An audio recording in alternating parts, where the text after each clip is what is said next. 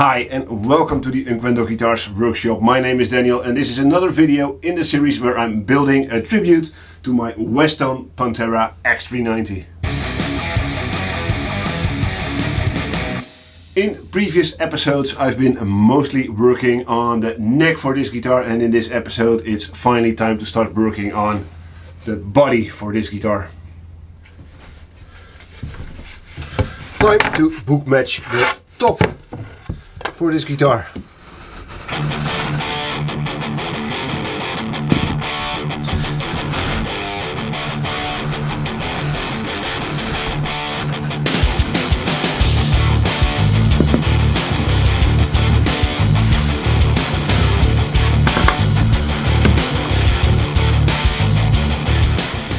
Yeah, this seems like a perfect joint, so I'm going to take my clamps and do a dry fit before I glue these two halves together.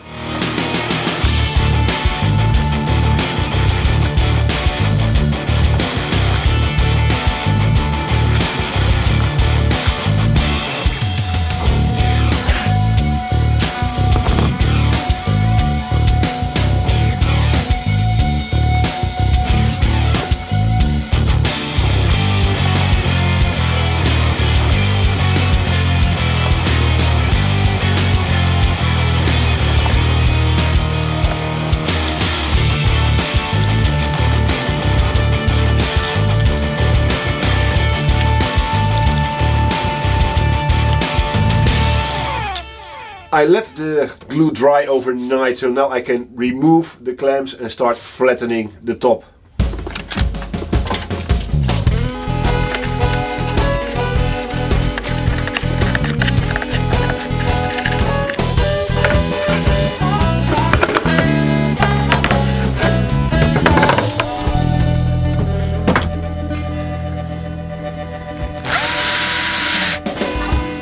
At this point I wish I had a wide drum sander I can fit this top through, but unfortunately I don't have one.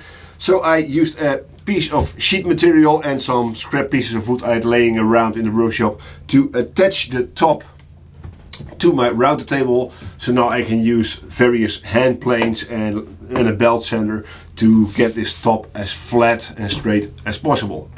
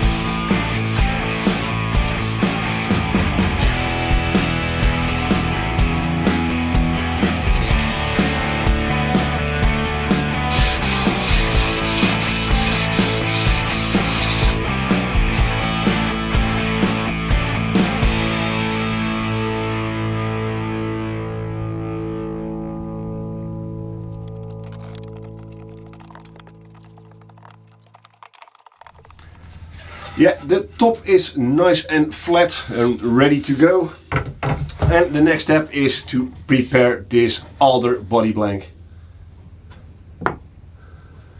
Yeah, after a quick check with a straight edge I can tell this surface isn't perfectly flat, and I need it to be as flat as I can get it in order to glue on the top. So yeah, I'm going to take my plane and make sure this is absolutely dead straight and flat.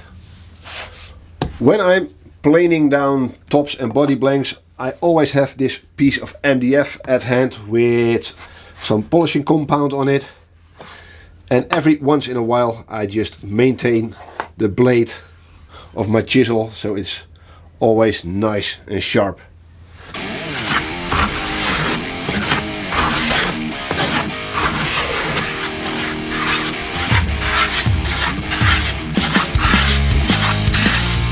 of course use some cross hatching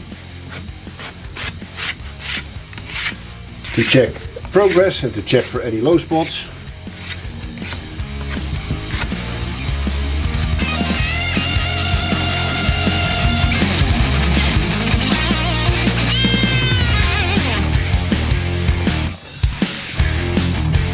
Yeah, with my leveling beam and 120 grit sandpaper I can easily identify where the low spots are. I can clearly see all the pencil is gone here in the center, but there's still some light pencil marks over here and in this area. So yeah, there's a bit of work to do before it's perfectly flat.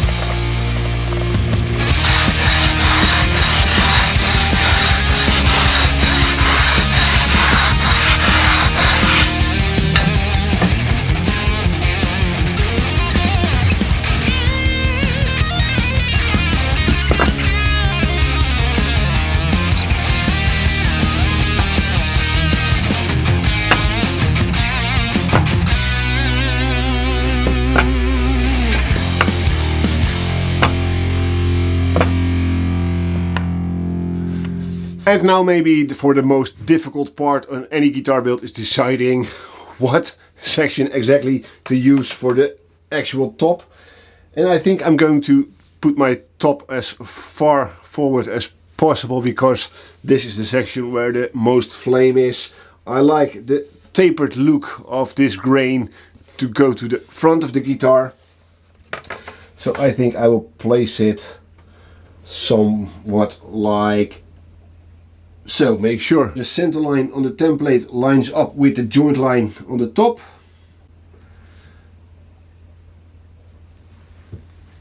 Of course on either side. Like so, and of course trace it.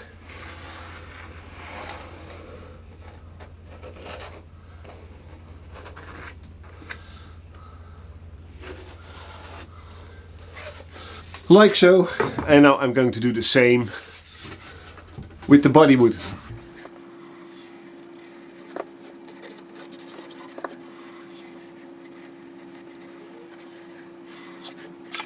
And now take the pieces of wood to the bandsaw and cut out these shapes.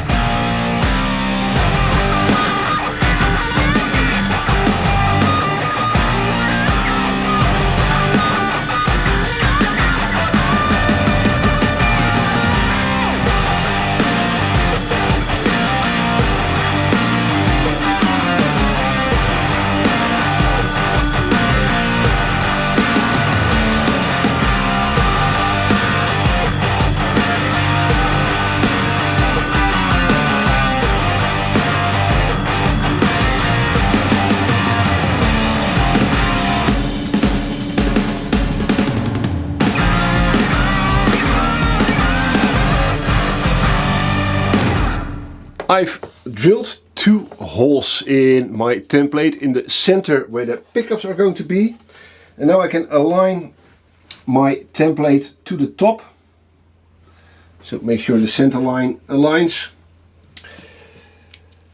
and I can mark through these holes where the pickup centers are going to be on the top. Now I can use a tiny 2mm drill 2 holes and use those for some guide pins when I'm going to glue this top to the body. At the moment the top is still oversized, as you can see, so first I'm going to glue it to the body and then use my router table to trim it flush.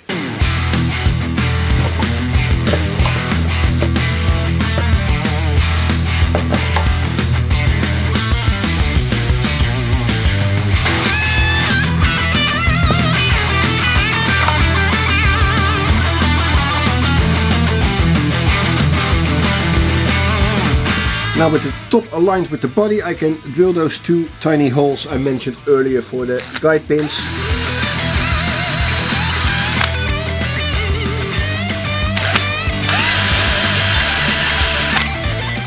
And they should be in the center of the pickup, so you won't see them later on. I'm just using a toothpick.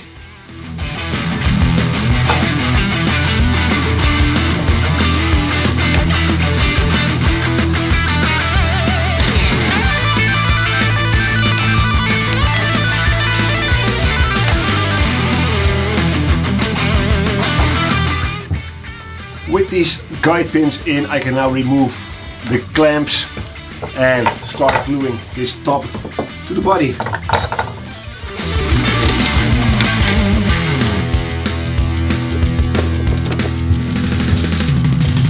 And this should be easier than my regular inlay tops.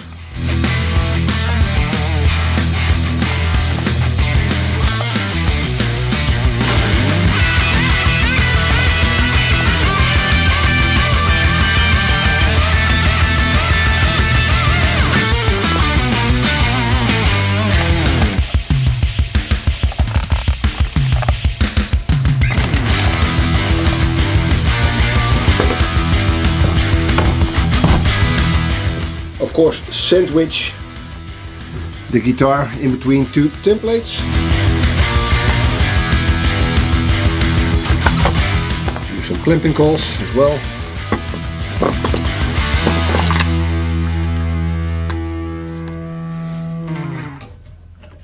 Yeah, everything is nicely glued up, and yeah, I might have used just a fraction too little glue. There's at some points hardly any squeeze out, so yeah, fingers crossed I used enough, but we'll see when we start carving this body if it was indeed enough glue. Now I'm going to set this aside, let it cure overnight, and then use the router table or my spindle sander to remove any excess from the top, and then we can start making the first cavities into this body.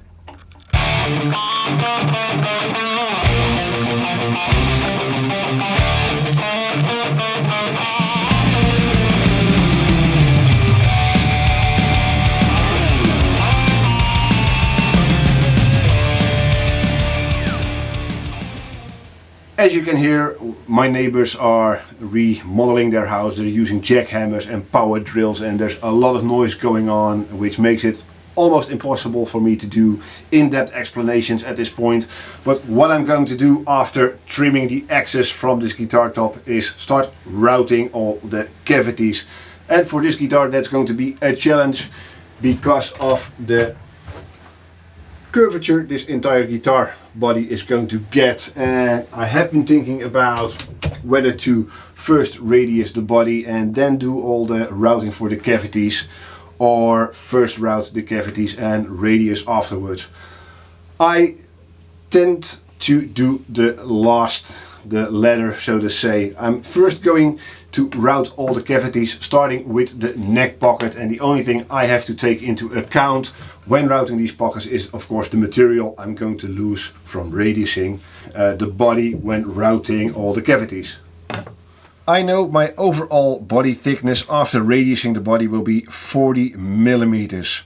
I always like there to be about 10 millimeters of material underneath the heel of the neck, so the neck pocket will be around 30 millimeters deep. But before I'm going to route the neck pocket, I'm going to adjust the heel, which is still too high at this moment.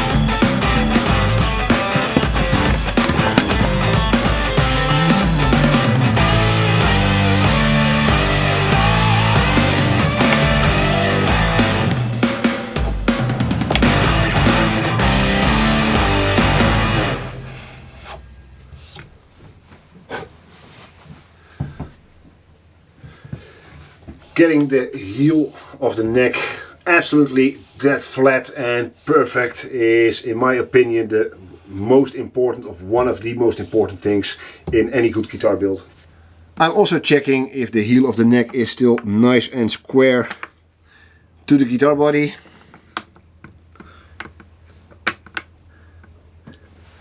Which it is.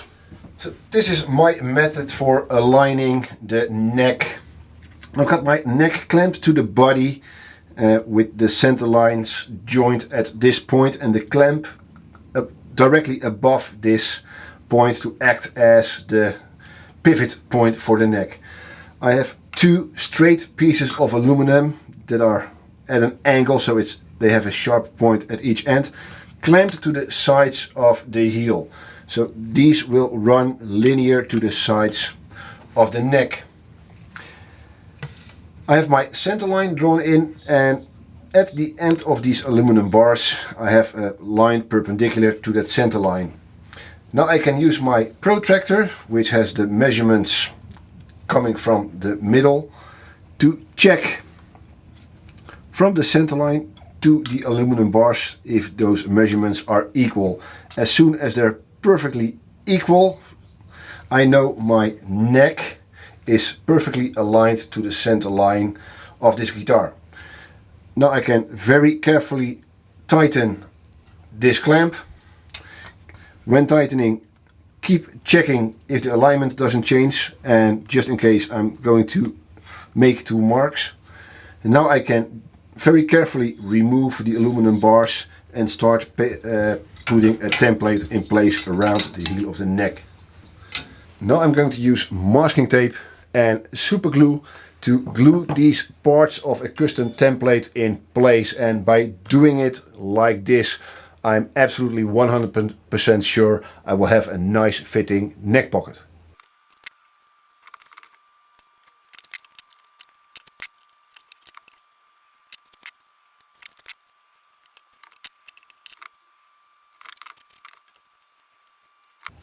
To ensure I get a tight fitting neck joint, I line the template with 2 layers of masking tape, and this allows me to route the neck pocket a fraction smaller than it needs to be. I can do a test fit, and if the neck joint is too tight I can remove 1 layer of masking tape, route the neck pocket, again do another test fit, and usually when I remove a single layer of masking tape I get a perfect neck joint. But I always start with 2 layers of masking tape inside the template just to be safe. And it's a bit finicky.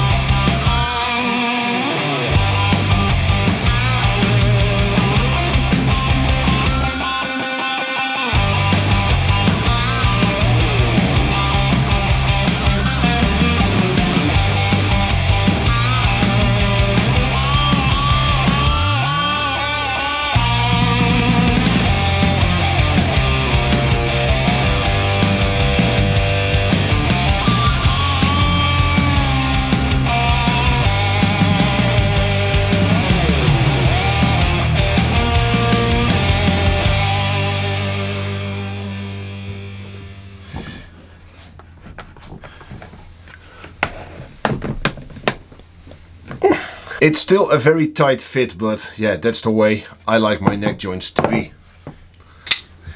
And with the neck inside the pocket, I can also check for alignment with the center line. So I got my 2 aluminum bars or profiles once more.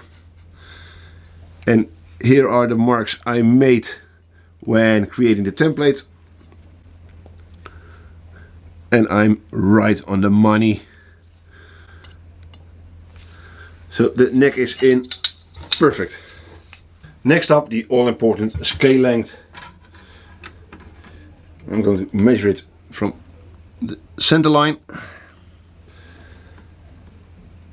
25.5 inch scale length, so it's 648 millimeters. Just like so.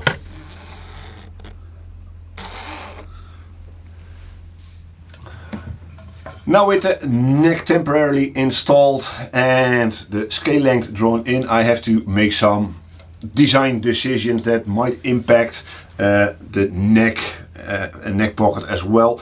And that's the Floyd Rose style bridge. On the original guitar, the bridge is floating above the body of the guitar, and that's something I really don't like as much. I like my bridge to be as close to the body as possible. So that means I might have to recess the Floyd Rose bridge on this guitar. And of course the bridge height impacts the string height as well, the required string height. So I might need to change the depth of the neck pocket or introduce a break angle on either the neck pocket or the heel of the guitar or the heel of the neck. So yeah, that's something I'm going to think about, and luckily I pre-ordered, like always, all my parts. And on this guitar I'm going to use this lovely Charlotte Lockmeister style tremolo bridge. So I'm going to do some mock-ups, and if I know what I like to do on this guitar, I'm going to route the required recess for the bridge, and then if needed adjust the neck pocket and the neck, and then route the humbucker cavities. So yeah, let me think a moment about what I'm going to do with this bridge, and I'm leaning to recessing this bridge and adjusting the neck pocket and the heel of the neck accordingly. And once I've routed all the recesses for the Charlotte Floyd Rose bridge, I can determine the placement of the pickups and route those cavities as well.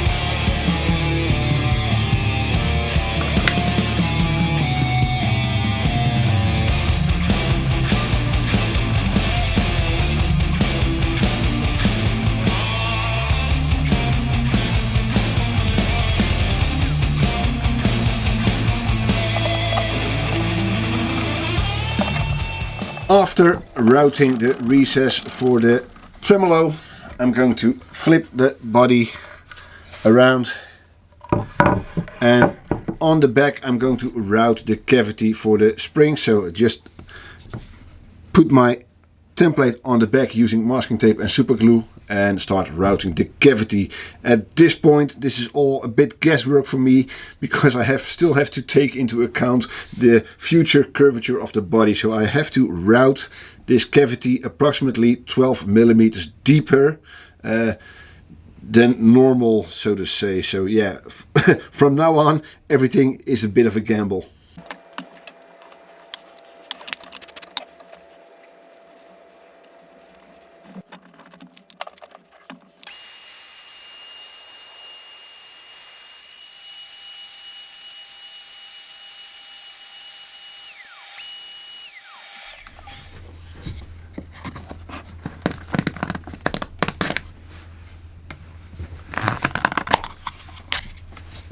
With the recess and cavities for the bridge routed, I can now determine the position for my humbuckers.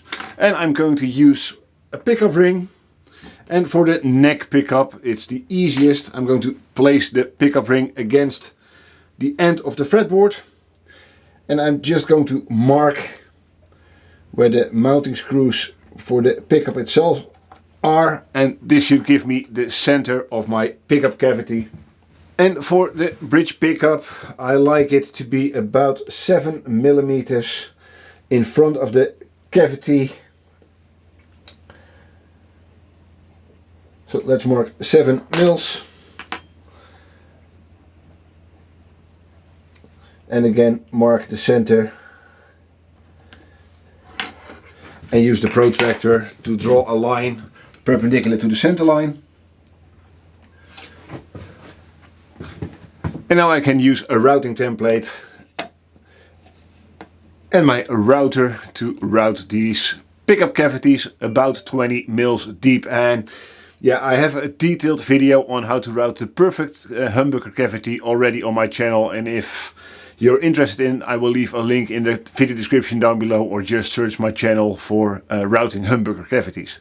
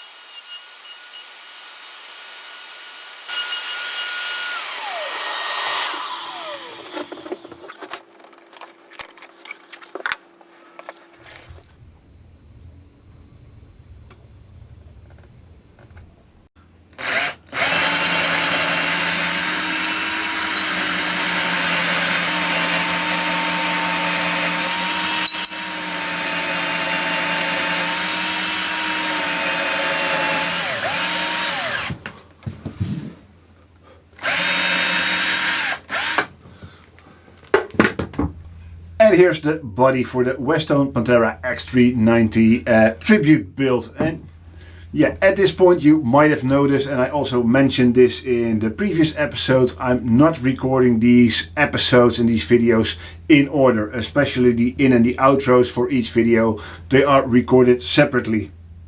However, this allows me to show you what I'll be working on in the next episode. In this case, the curvature on this guitar body. I'll be doing the neck joint and body to heel transition and the rest of the body carve. So if you're interested and you want to follow along, yeah, make sure you are subscribed to my channel and you've got your notifications turned on so you get notified when I upload something new. And if you've liked this video, you can let me know by leaving a like, hit that like button, leave a comment in the comment section down below. And of course, I hope to see you all in the next episode. But until then, have a nice week.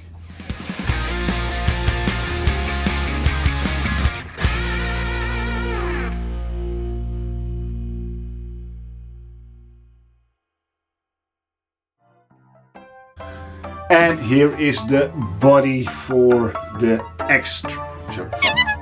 And here is our body for the... But this gives me a slight... But this gives also... Nee, opnieuw. Nee, die moet nog een keer opnieuw, die vergat de helft. I hope to see you all there. If you're new to my...